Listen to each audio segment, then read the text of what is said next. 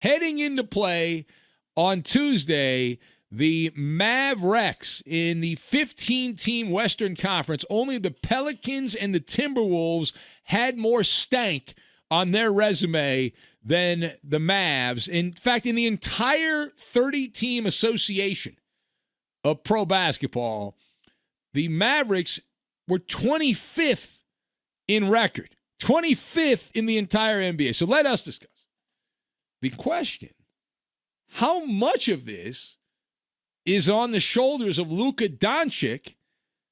He's the headliner, and the Mavericks are terrible. All right, so I've got the Pharmacy, the Navy SEAL, and Yogi Berra. And we will combine all these things together. Now, number one. The band is there. The chorus is there. So Luka Doncic was trumpeted as God's gift to pro basketball. And so far this season, and they don't tell me to wait till the end of the year to judge these things. They tell me to judge these things as they're happening. At this moment, if you put the brakes on and said, stop, it's like a game of musical chairs, stop, my report card for Luka Doncic as a leader of the Dallas Mavericks is abject failure. Now, he's getting a free pass by the establishment basketball media, which I find mind-boggling. In the NBA, the top star gets the glory when things go well. And when the bottom falls out, they're supposed to be held accountable. It's not happening right now for Luka in Dallas. Now, on this show, we push back on all of the excuses, the alibis that are tossed out, the main enemies of actual accountability, right? And Luka Doncic, I recommend that he go down to the local pharmacy and he pick up a prescription, because this guy, he's got to take some medicine. He's got to take his medicine. He's got that bitter pill of losing that he has to take. And he has been whimpering and blubbering watching these Maverick games. I watched a few of them, and he's challenging LeBron James for the title of the biggest crybaby in the NBA. He thinks he deserves every single call. Now, listen, that's a disease in the NBA. Everyone has that. You're working the officials, and I'm okay with that to a point.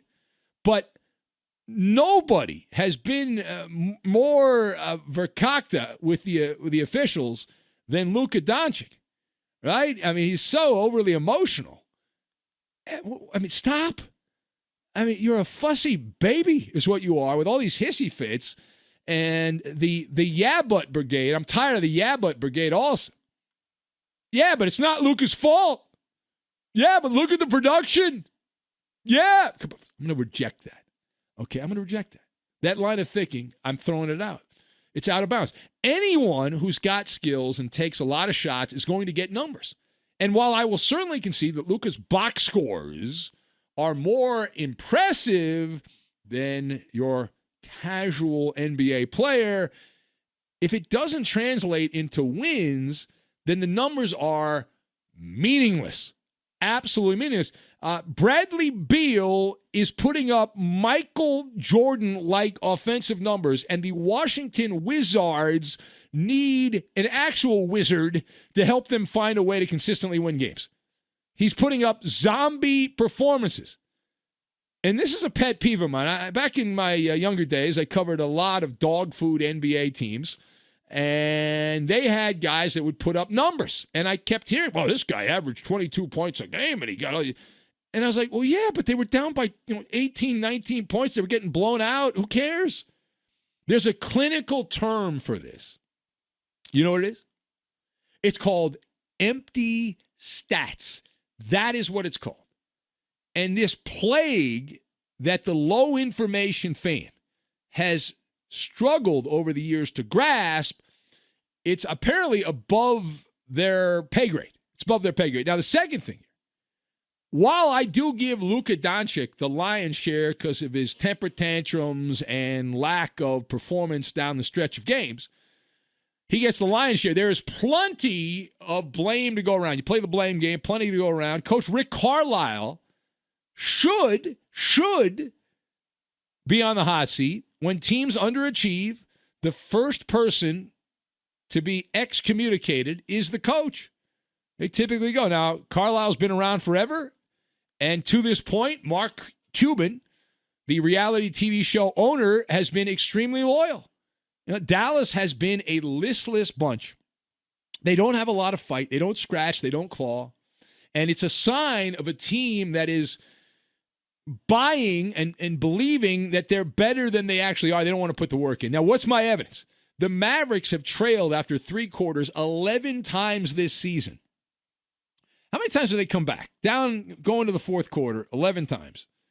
They're 1-10 in those games. And most of those games have not been blowouts. They've been close, but not one-score games. Dallas has only played 2 games decided by 3 points or less. They're 0 for 2 in those situations. There's pretty much everything that they've done has been fruitless from outside in a shooter's league, right? We always say it's a shooter's league now. It's all about the jump shot. It's, you take 80 shots in a game and 45 of them to 50 of them are 3-point shots.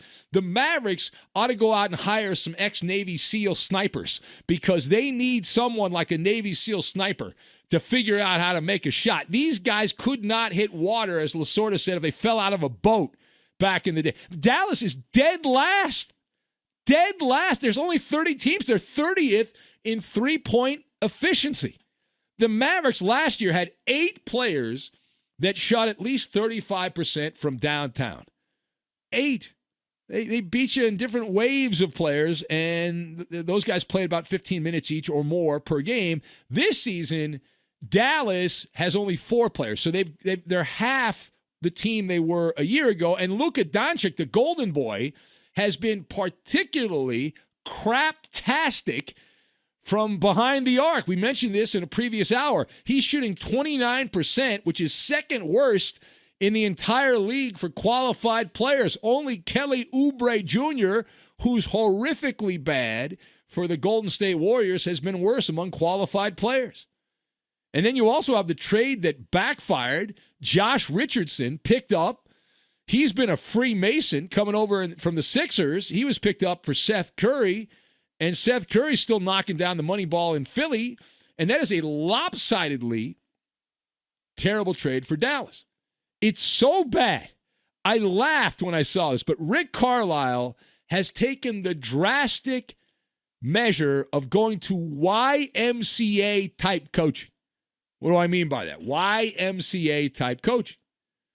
Carlisle admitted that the Mavericks are so inept at shooting from the outside that they're going back to the fundamentals, the bedrock, to teach the players where they're supposed to stand on the court to make the 3-point shot. It's that bad. It's getting a house and having to tear the house down and rebuild the house as far as the outside shooting. All right, final point.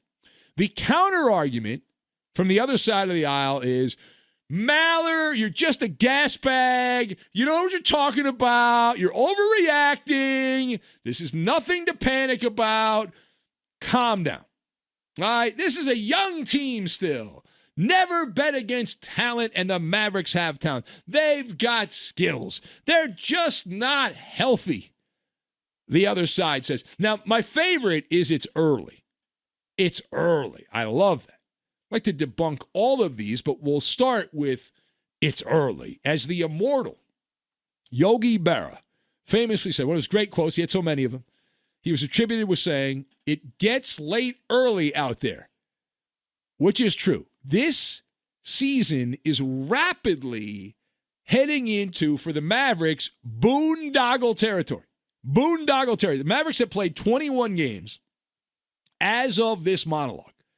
That doesn't seem like a lot, right? 21 games, you think of the traditional 82-game season, but it's a shorter season now, right? It's compact. Dallas has played almost 30% of the 72-game schedule. Time's a wasting. Time's a wasting. As for the talent, while talent is wonderful, if it doesn't perform, it is meaningless. And that's where the Mavericks are right now. And in terms of health, dependability, as we often say, is the most important thing. I don't care how talented you are, what your ability is. if you're hanging out in the injury tent, you're not exactly helping carry your weight. You've got to be dependable. You've got to be reliable. You've got to be on the court. And if you're not able to play, you're not. Any of those things. And the Mavericks are also showing that they cannot handle the curse of high expectations.